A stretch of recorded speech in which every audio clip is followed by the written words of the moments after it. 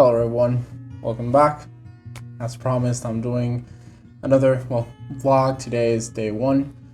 We were today headed out from Shreveport to New Orleans. It took about a 5-hour drive to get here to New Orleans, and we pretty much today just got kind of the briefing that was gonna be happening tomorrow, and tomorrow we're gonna ride to the hospital and to get our badges, get our access and everything.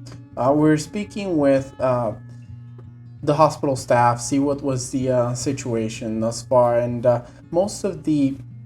seems like most of the patients, about 2/3 of the situation, or the patients that are getting in the hospital admitted, about 2/3 of the entire hospital is COVID patients.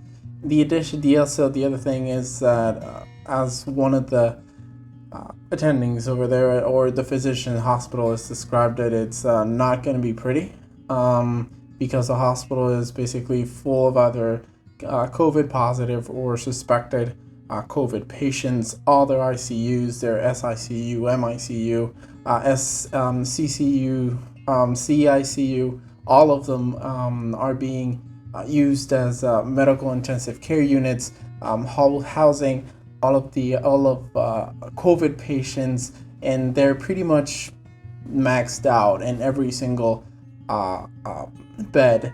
The other thing is that we're told that on the briefing, mainly that the patients that we were going to be managing or helping to manage on the floor were very sick patients as well, sicker than what they usually tend to be or see in that hospital.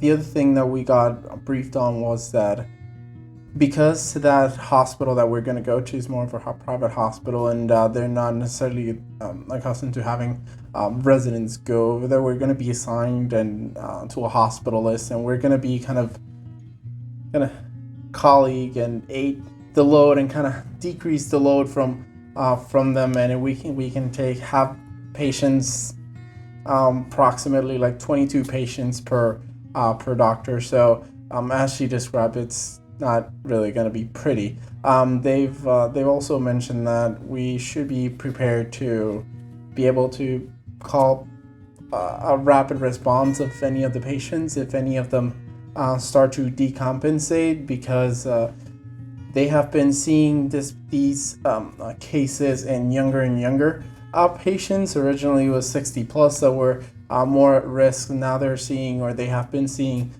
patients in their 40s, 50s with no underlying health condition whatsoever, getting admitted and ended in the ICU, being intubated. The other thing is that many of the patients, about 20 or 30% of the patients that have been starting to require oxygen on the floor have ended up being intubated, and many of these patients have decompensated within 24 hours, like breathing fine, and within 24 hours ending up intubated in the ICU. So it seems to be that it's not really going to be a pretty picture. The PPE situation seems to be very well under control, and we would be suited in PPE from top to bottom. So that situation, as I said, is covered. The other thing is, as so far in terms of the group, we're around 7 residents that are going to be helping around the hospital with these other hospitalists. So I will continue to keep you kind of an update as to how the actual field is tomorrow. But so far they tell us that it's kind of a difficult situation. Certainly that nurses are getting overwhelmed. They are stretching out and thinning out their workforce as much as they can. The load is incredible on everyone: nurses, physicians, PAs, everyone that's involved.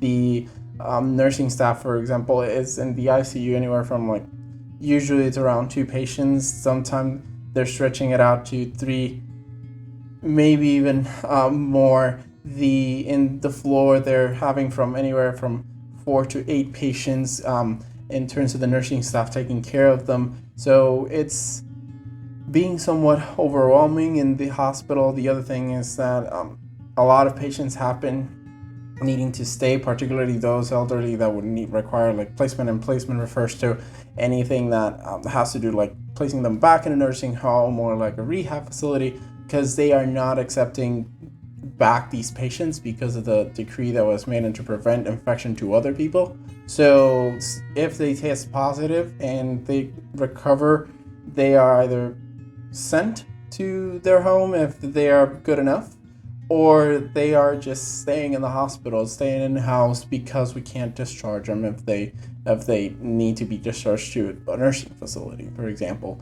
So we'll keep you updated in terms of that as well. But as I said before, this would be kind of a short video, just giving you an update and a rundown of the day, keeping it kind of pretty real, down to earth, brief, so that you can have an idea of, well, what's really going on. So I will see everyone tomorrow. I'll put up another video tomorrow saying how the first day went. In the meantime, I wish you all a happy and healthy life. Please stay inside.